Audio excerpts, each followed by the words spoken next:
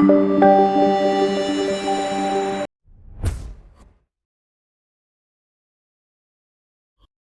buenas, ¿qué tal? ¿Cómo están? Pues aquí seguimos entrevistando a investigadores e investigadoras, ¿no? Y que nos den consejos para ti que estás ahí detrás y que estás iniciando tu proyecto, que crees en la transferencia tecnológica como el método para llegar a lanzar tu empresa, para llegar a ver eh, lo que es real de tu tesis y de lo que has estudiado y de tu investigación, ¿no? Y creo que el invitado de hoy no va a hacer menos, ¿no? Porque al final también va a mezcla mucho la parte de deporte, ¿no? Donde ya sabéis que UCAN High Tech tiene mucho que hablar y la parte de investigación también.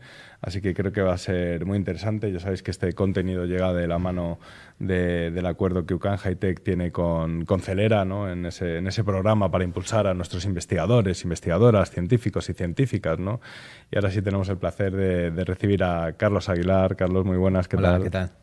Encantado. Encantado, sí.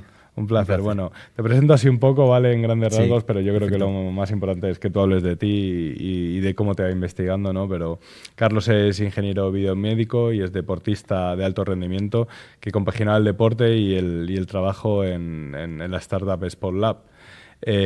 Tuvo que dejar el deporte por diferentes lesiones y comenzó su doctorado en ingeniería mecánica biomédica para desarrollar tecnología deep tech con la que emprende a día de hoy. Los 2 últimos años ha participado en el workshop de la Fundación Rafael del Pino Frontiers for Innovation y en el último año ha estado 4 meses haciendo una estancia de doctorado en el MIT, en el grupo de Helen Roach.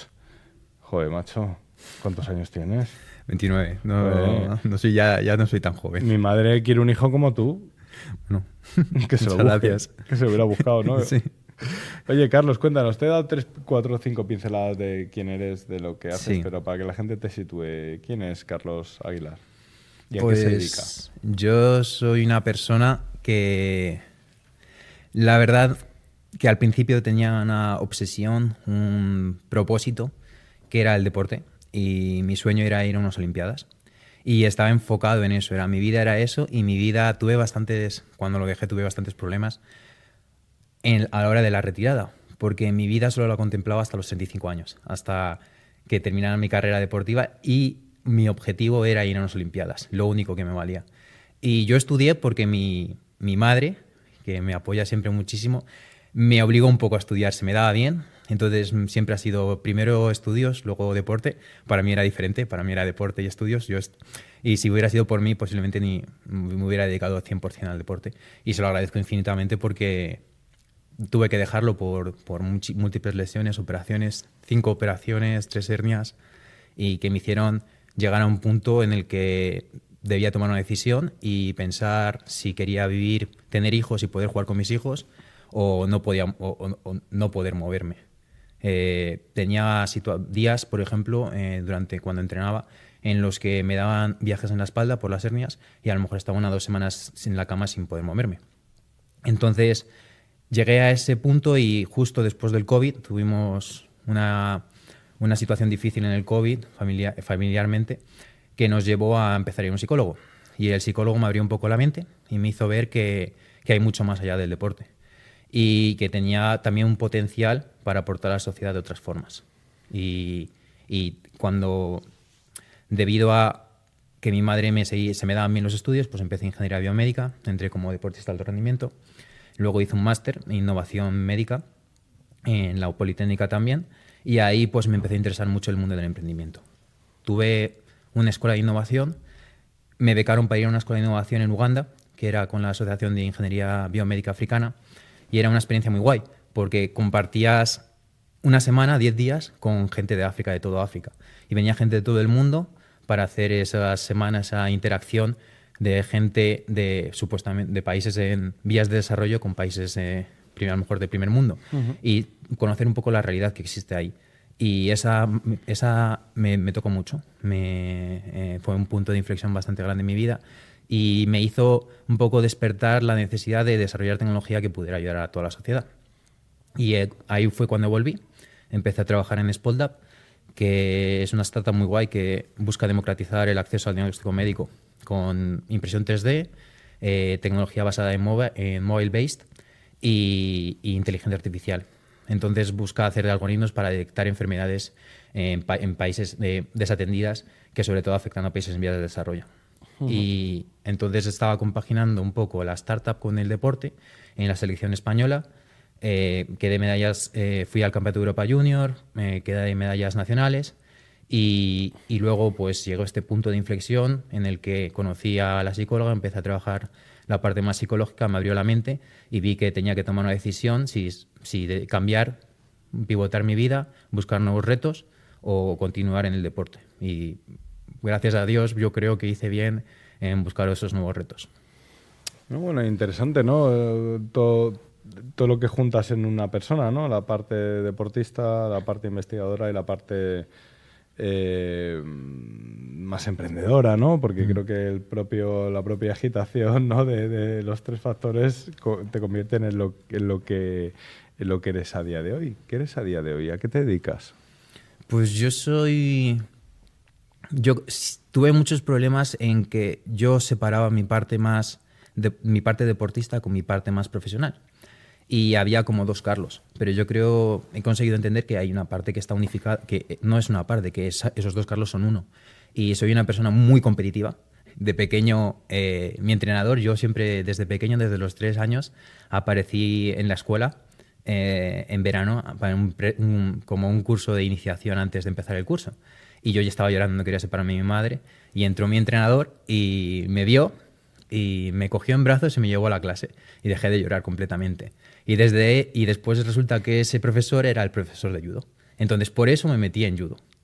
Y supuestamente la edad mínima para empezar judo eran 5 años. Y yo tenía 4 años y me cogieron porque estaba obsesionado con mi entrenador. Y desde ahí hemos crecido juntos, hemos ido a la par. Él como entrenador y yo como deportista. Y ahora es seleccionador de equipos cadetes más juveniles. Y bueno, ha conseguido cosas somos de un pueblo muy pequeñito de Madrid que se llama Molzarzal, que somos 40.000 habitantes y tenemos un club en el que ha habido medallas europeas, quintos mundiales, medallas nacionales y hemos conseguido ser, bueno, lo han destacado como mejor club el año pasado a nivel nacional, le han dado el premio y de la nada, pues en gran parte juntos, él ha creado todo esto y yo he crecido con él. Entonces, a lo que iba, él se metía conmigo porque yo lloraba. Siempre que perdía, lloraba en todo. Si no estaba el primero de la fila, lloraba. Si perdía en cualquier cosa, lloraba. Y él lo que hacía en judo era, cogía las chuches, él tenía chuches, pues daba como recompensa. Y cada vez que lloraba, perdía y lloraba, decía, esta chuche que tiene el nombre de Carlos, pues se la comía. Yo lloraba más. Entonces, me acuerdo, es un detalle que siempre recuerdo en mi vida, el primer momento en el que se sorprendió porque perdí una cosa y no lloré. Y se quedó diciendo, ay, Carlos, muy bien, tal. Y ese momento lo recuerdo muy bien, pero... Te cambió la vida ese momento casi. Bueno, no sé si me cambió la vida porque... pero la verdad es que esa parte competitiva sí que se subyace mucho en mí. La tengo muy en el interior. Entonces, todo lo que sea movida, competir, exigencia, la verdad, alta exigencia, soy un loco también. Vida. Sí, ahora dejo el judo, pero hago CrossFit me gusta mucho llevarme un poco al límite. Entonces, intelectualmente también soy una persona muy inquieta.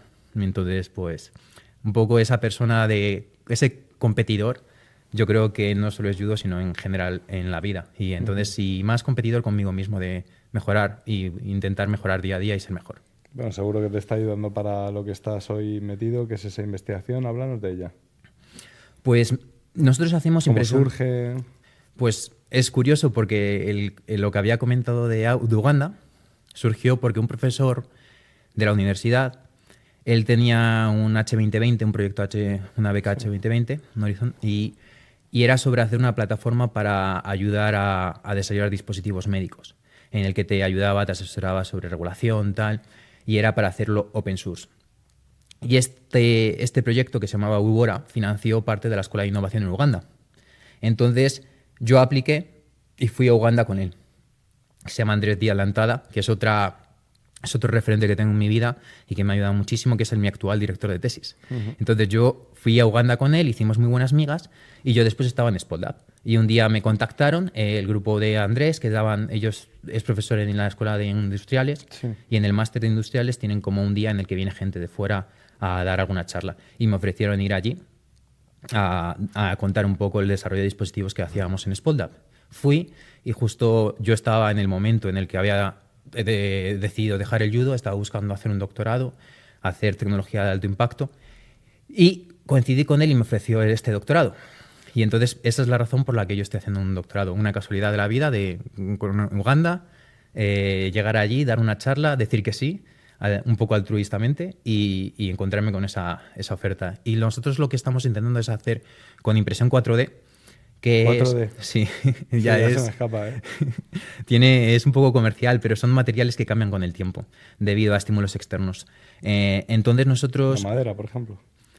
sí, con la absorción de agua de madera puede cambiar, y entonces utilizamos esos cambios para hacer dispositivos actuadores que puedan cambiar con el tiempo. Y nosotros lo que utilizamos es un material que se llama nitinol. Las ruedas del robot Mars, que son textiles y se adaptan al relieve, pues ese es el material que utilizamos, lo imprimimos en 3D en metal e intentamos hacer una nueva generación de implantes inteligentes, sobre todo cardiovasculares. Wow. Sí, está guay, mola. ¿Y cómo lo ves esto en un futuro? Pues lo veo altamente competitivo. O sea, hay mucha competencia porque el sector médico al final es muy competitivo, muy difícil de acceder. Y lo que nosotros proponemos es cambiar bueno, lo que nos gustaría proponer, porque estamos viendo si tiene sentido, terminando la tesis, intentando desarrollar la patente, y lo que nosotros queremos proponer es cambiar un poco. Ahora mismo está habiendo una ola de desarrollar implantes personalizados para los pacientes, pero en el sector cardiovascular todavía yo creo que todavía no ha empezado. Y nosotros intentamos entrar ahí, es lo que nos gustaría. Pero sí que es verdad que al final, cuando haces el mundo académico, la transferencia a la industria es complicada, entonces hay también muchos obstáculos y es como un objetivo bastante alto el que me gustaría a mí conseguir con mi tesis. ¿Cuánto tiempo llevas con tu tesis? He empezado mi tercer año, entonces estoy cerrando ahora. 3 años. 3 años llevas con tu tesis. ¿En cuánto calculas tú que podrías estar en mercado? 10 años, 12. O sea, no lo sé, o 5. En la empresa en la que estábamos desarrollábamos dispositivos médicos de clase A, IVD clase A, y estuvimos 2 años para regularlo y supuestamente te autocertificabas. Entonces, todos los procesos que tienes que llevar a cabo para desarrollar este tipo de implantes, que es clase 3, Medical Devices clase 3, pues serán 5 años, 5 o 10, no sé, dependiendo. 3, 8, ¿y qué visión tienes para pasar este desierto del investigador hasta que llegas a mercado? ¿Cómo te vas a financiar? ¿Cómo vas a vivir? Pues eso es lo que estoy intentando entender y ver si tiene sentido para empezar este camino. Sinceramente, una de las cosas que más rabia me da es haber estado investigando a lo mejor 2 o 3 años y que esa investigación se quede. Que no tenga, a lo mejor puede tener impacto, pero que se quede allí es que es muy difícil, tal. Entonces quiero como intentar agotar todas las vías antes de terminar mi tesis o incluso más adelante, permitirme un tiempo para intentar que no se quede allí y poder llegar a que esa transferencia ocurra.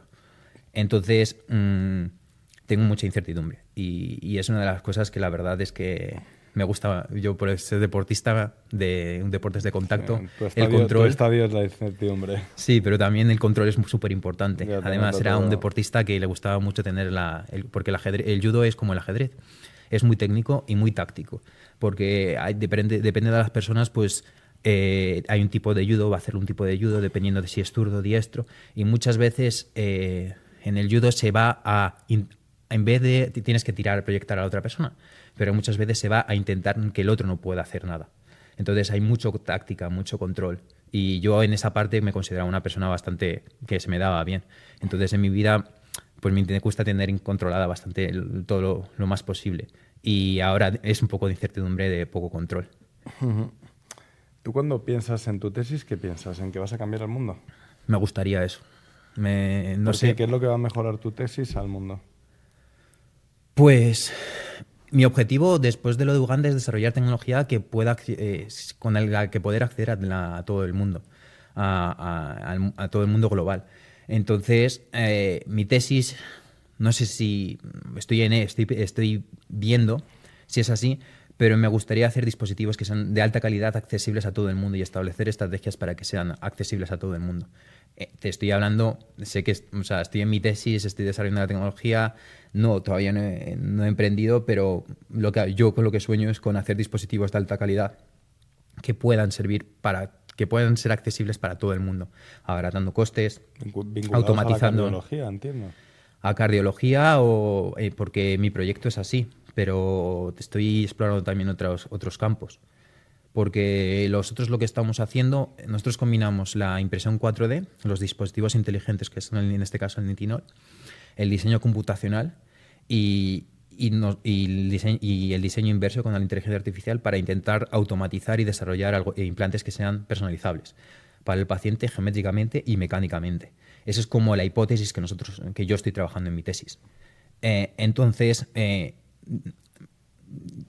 con este desarrollo podemos hacer esos dispositivos mejorados, es lo que queremos, es lo que me gustaría hacer, pero también en base a la automatización y pues posiblemente consigamos abaratar muchos costes. Entonces, a mí a largo plazo, no sé si es realista o no, pero me gustaría establecer estrategias también para que eso finalmente sea accesible y no se quede en una minoría, en unos privilegiados. ¿Qué aporta el diseño computacional a tu investigación? Pues el diseño computacional nosotros lo utilizamos para desarrollar. Normalmente, antes, al principio, se diseñaba todo en base a ecuaciones matemáticas, operaciones por código. Y entonces se crearon los programas CAD, los Computational ID Designs, programas para diseñar para facilitar el diseño. ¿Qué sucede? Que ahora las técnicas de fabricación han mejorado tanto que se pueden fabricar cosas muy complejas. Y entonces esas cosas muy complejas, ahora está habiendo un nuevo resurgimiento de programas que lo que te dan es la capacidad de diseñar esas cosas muy complejas. Entonces nosotros lo que estábamos, por cómo ha sucedido en mi tesis, al final acabé diseñando por código. Porque debido a las restricciones de los programas, que yo no podía acceder a las operaciones como eran, no se podía saber cómo eran las operaciones, pues tuve que empezar a diseñar yo operaciones. Entonces, pues esa es la razón por la que utilizamos diseño computacional y también porque ese diseño computacional es mucho más controlable de lo que en realidad obtenemos por la impresión 3D. ¿Y la IA? La IA lo que queremos intentar es conseguir predecir las propiedades mecánicas que pueden tener estos actuadores que estamos creando. De forma que en un futuro, si por ejemplo queremos un actuador específico para un paciente que cumpla ciertas propiedades mecánicas, que ese diseño inverso pueda obtener ese implante. Uh-huh. Interesante. Me cuesta comprenderlo, pero poco a poco vamos desgranándolo. ¿Y no tienes financiación ahora mismo? No. Estás dentro de la Politécnica de Sí. Madrid. ¿Qué le pedirías a la Politécnica de Madrid si nos estuviera escuchando ahora? Pues, pregunta compleja. Pasta seguro, ¿no? Porque para tu desarrollo de tu investigación necesitarás equipo, necesitarás... Pasta, apoyo, seguimiento, ayuda, acompañamiento. Porque al final, por ejemplo, cuando estuve en el MIT, lo veía bastante claro. Toda la tecnología, tú ahí firmas un contrato en el que la propiedad intelectual pertenece al MIT. Todo lo que desarrolles ahí. Y luego tú tienes que demostrar que eres la persona idónea para explotar esos derechos, esa patente. Entonces, yo creo que ellos tienen un screening muy, muy bueno de qué está sucediendo en su campus. Al final, yo sé que nosotros no podemos competir, un PM no puede competir contra una institución como el MIT por niveles económicos. Pero yo creo que lo que tiene valor es las conexiones que se establecen en ese ecosistema y el screening muy claro que tienen en el MIT, de las invenciones y investigaciones que se están desarrollando ahí. Ser pragmáticos y prácticos con lo que se Sí. investiga, ¿no? No investigar Sí. la locura de no sé qué, sino qué va a solucionar, qué va a cambiar el mundo, qué tecnología de alto impacto va... Sí, me dijo, varias personas de allí me dijeron que, por ejemplo, el MIT últimamente no tiene tantos premios Nobel. Y decían que eran porque estaban tan enfocados en desarrollar tecnología para industrializarla. Y, por ejemplo, había otras universidades estadounidenses que estaban teniendo más premios Nobel. Y entonces era una cosa que decían... Me ha basado en las personas, ¿no? ¿Eh? Me ha basado en las personas, ¿no? Sí. Y cuéntame un poco, ¿qué te he dicho que le pedirías a la Politécnica, que es donde estás? Tampoco es criticarnos, pero sí que es verdad que la tech transfer que tenemos en nuestro país tiene todavía mucho que mejorar. Cada uno Sí, hace la guerra por su cuenta, no sabes lo que hace una universidad o en otra, no se exacto. unifican criterios, ¿no? Es lo que yo, la verdad, es lo que pienso es que falta un poco esa parte de saber las investigaciones que se están haciendo y potenciar la transferencia tecnológica a la industria. A mí, pues lo que me hubiera gustado es que una persona, por ejemplo, de la Politécnica o del sector industrial nacional hubiera venido a preguntarme qué estamos haciendo. Y ponerme en contacto con una persona especialista en esto y decirme directamente si esto tiene sentido o no tiene sentido. Si estamos desarrollando esta tecnología que tiene un alto impacto o que a lo mejor no cree que tiene un alto impacto. Yo también soy un poco cabezota, es mi parte deportista, Vale, entonces yo él no lo llevo muy mal. y tienes claro que tiene alto impacto lo tuyo. No, al final también el deporte da esa parte más humilde que jugó un poco negativo en mi etapa más deportista, porque es un deporte de combate. Pero no te puedo decir si sí o si no. Yo creo que sí. Y yo quiero pensar que estoy haciendo una investigación que Sí. tiene un sentido. Entonces, yo creo que sí, pero también no soy un expertísimo. ¿Y en qué crees que te van a ayudar? ¿Cómo te Pues, imaginas esa transferencia tecnológica? pues el simple hecho de contactar conmigo o tener a alguien el que ir, que me digan, vale, pues te pongo en contacto con esta persona que es especialista en esto. Tener un poco de asesoramiento. Siguientes pasos, patente. La patente, yo ahora mismo soy un investigador, tengo que estar haciendo test, diseñando, leyendo papers, escribiendo los papers, además investigando nuevas cosas, desarrollando nuevas cosas, pues lo que no me da la vida. Y encima tengo que estar escribiendo la patente, ¿Qué es lo importante? que nunca lo he hecho. Y además tengo que estar después echando becas para financiarme, para irme a, por ejemplo, seguir investigando. Entonces al final te abruma. Y al final si eres una persona en la que esa parte de alta exigencia, en el que no sabes decir que no y siempre quieres más y más, más, pues llegas a puntos en los que posiblemente llegas a esa situación de petar. Y entonces yo lo que siento a día de hoy es que no me da la vida. Entonces es como, y no sé si al final acabo centrándome tanto en una cosa porque no quiero abrir un melón o tal, entonces es un poco sentirme abrumado. Ujú. ¿Y qué contemplas tú? ¿Has llegado a contemplar la idea de dejo, me olvido la patente y creo una empresa ya con lo que yo tengo en la cabeza? ¿O es inviable? ¿O tiene que pasar todo por la investigación? Pues yo tengo la suerte, la verdad es que ahora mismo tengo un periodo en el que estoy financiado, es decir, puedo seguir investigando y todo lo que esté haciendo ahora desarrollándolo me lo va a quitar en el futuro, cuando me encuentre en una situación en la que no tenga financiación. Mi financiación es por mi doctorado. Entonces, yo ahora lo que estoy pensando es que estoy invirtiendo mi tiempo, mis energía para llegar a esa situación en la que me encuentre en esa última frontera y más preparado. En vez de ir con un tirachinas, pues intentar ir con un bazooka y enfrentarme a la situación de la mejor forma posible. Ujú. Entonces, en el sector médico es tan complejo, sobre todo, Clas, en lo que yo quiero hacer, es tan complejo que al final tienes que ir con unas bases bastante bien puestas. Y temas de patente, posiblemente la regulación es súper importante en este sector.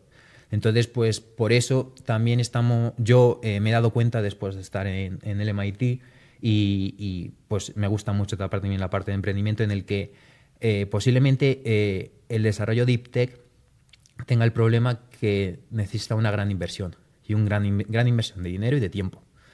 ¿Y qué sucede? Que tienes muchísima incertidumbre a largo plazo.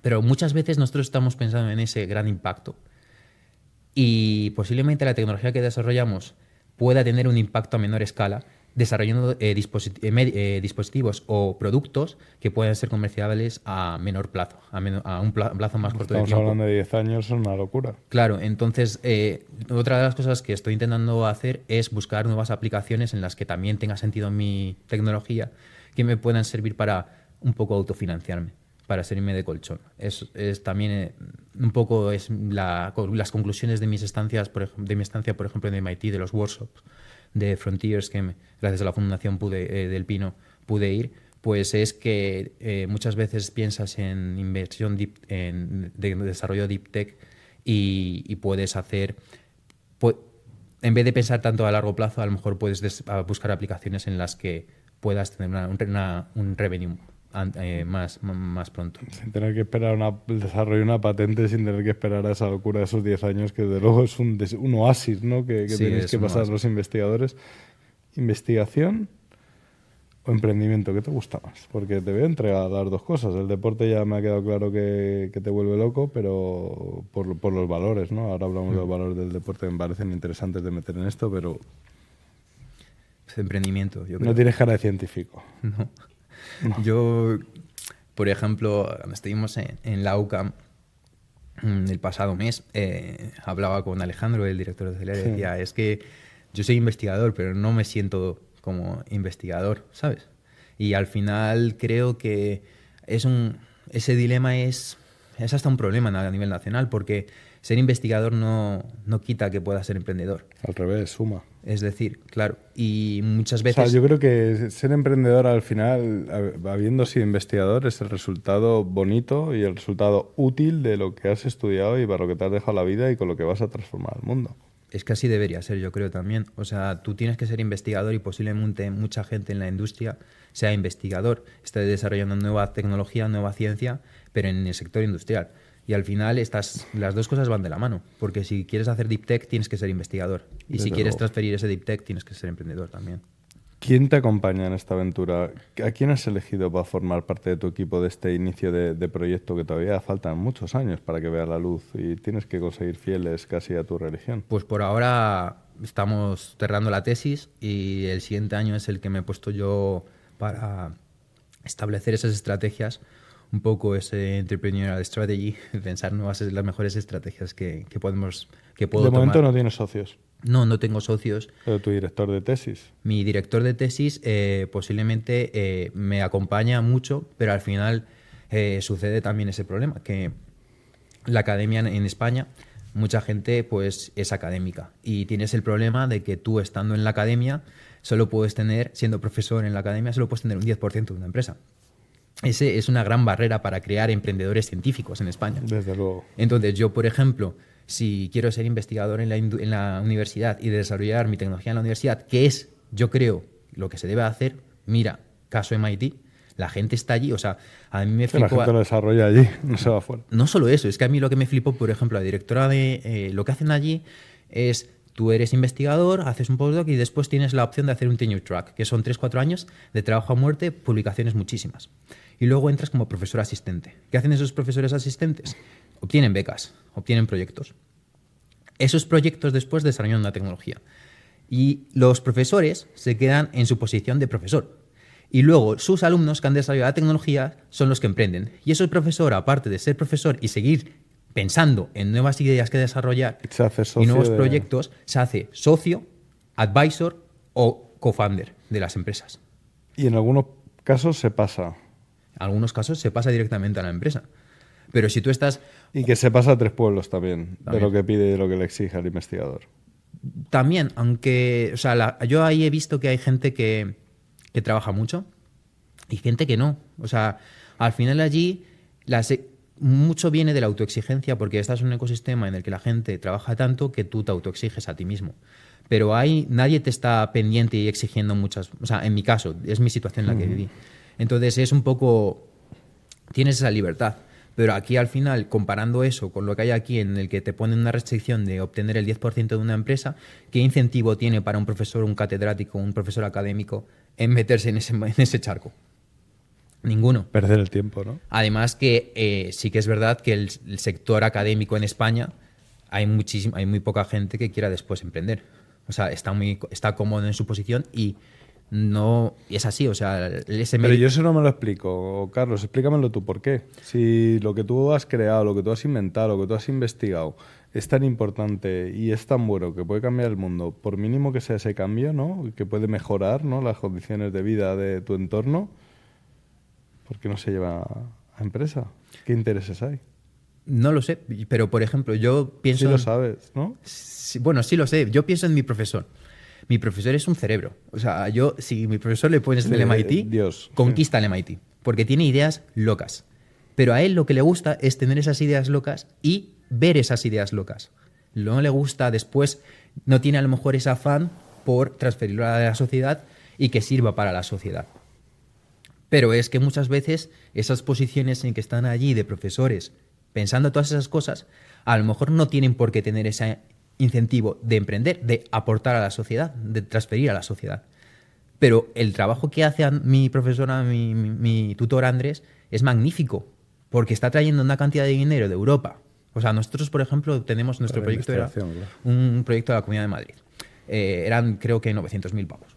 Y el incentivo de ese proyecto es conjuntar a gente, a diferentes investigadores de la Comunidad de Madrid, para después atraer dinero internacional a la Comunidad de Madrid. Y, por ejemplo, no sé si me decía que el dinero que había traído triplicaba todo lo que había surgido de ese proyecto sinérgico de la Comunidad de Madrid, había sido bastante. Entonces, eso también hace falta, ¿sabes? Yo, pues, visto lo visto, a mí creo que el emprendimiento y la investigación deben ir de la mano y me encantaría montar una cosa en el que la gente pueda hacer investigación científica con una transferencia directa a la industria. Que eso, en las universidades nacionales, que son dinosaurios, no puede suceder. Pero hace falta esos perfiles, yo creo, también para pensar ideas locas. Coméntame, ya que tenemos tu testimonio, no habíamos tenido un testimonio tan cercano al MIT, y además me parece súper guay tu testimonio, me está flipando.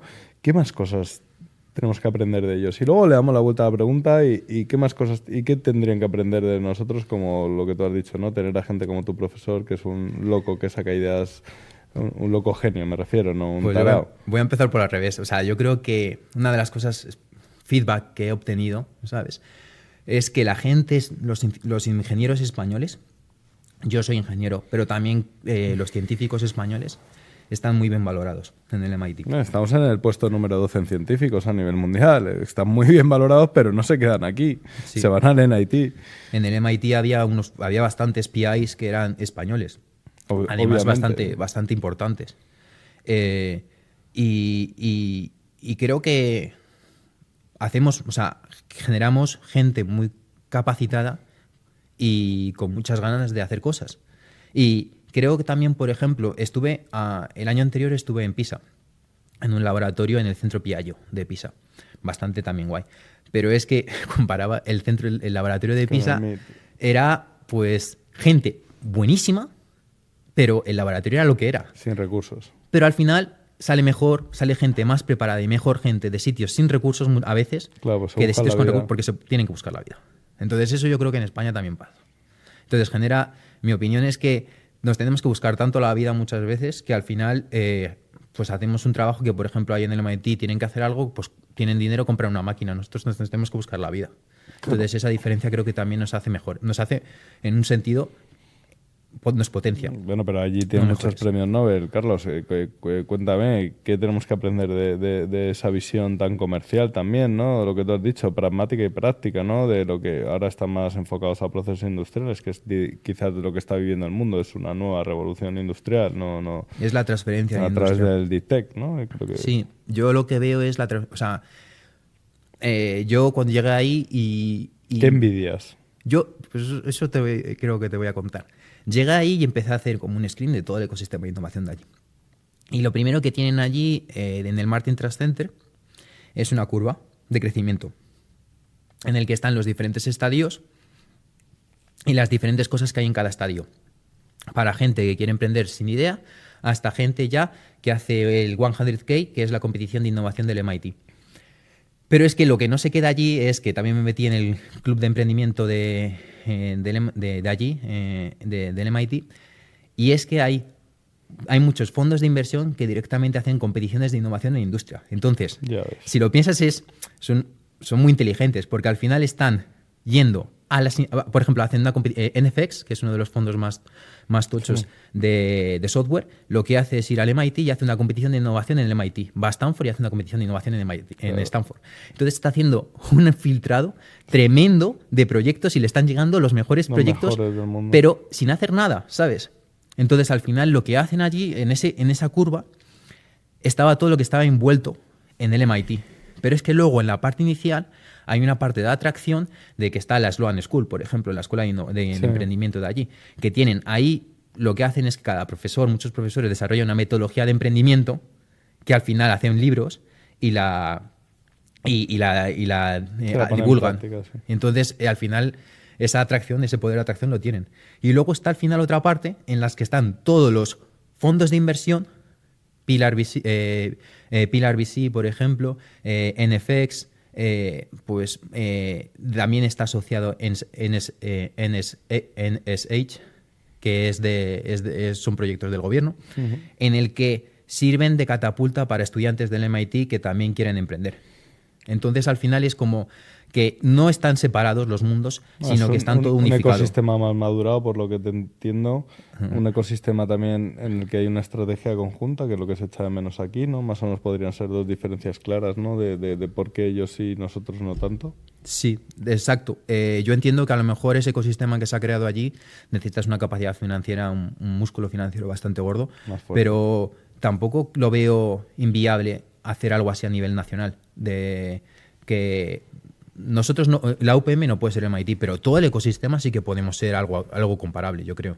Y que exista una estrategia conjunta de todas las universidades, ¿no? Y todos los centros de investigación y de transferencia del conocimiento, ¿no? Sí, desde luego. Una última pregunta. Háblame algo bonito de Celera, ¿no? ¿Te han apoyado? Cuéntame cómo ha sido el proceso. Pues también ¿cuánto tiempo? Porque me puedo... Nada, un minuto. Pues mira, yo cuando terminé, cuando empecé el doctorado y en ese momento de transición de dejar el judo, fue justo el momento en el que apliqué a Celera y yo mi parte de desarrollo profesional estaba más de lado y comencé. Y Celera ha sido como un aire nuevo, un impulso que me ha dado y un acompañamiento brutal a nivel de autoconocimiento y de búsqueda de propósito. Y yo la verdad es que lo agradezco enormemente porque me ha servido muchísimo para entenderme a mí mismo, para ver qué errores he tenido como deportista, para no tenerlos en un futuro si emprendo. Y esa parte de autoconocimiento yo creo que es de las cosas más importantes a nivel vital, de cada vez autoconocerse más, entenderse más, saber de dónde nacen tus miedos, tus dudas, tus frustraciones y para ser tu mejor versión. Entonces, para mí Celera ha sido eso. Está siendo, bueno, todavía no he terminado el programa, está siendo eso y me está aportando muchísimo a nivel personal. Y encima esta pedazo de entrevista. No, es la primera vez que hacía una entrevista. Pues se te da bien. Sí. Carlos, muchas gracias. Un a placer ti. Escucharte. Muchas gracias.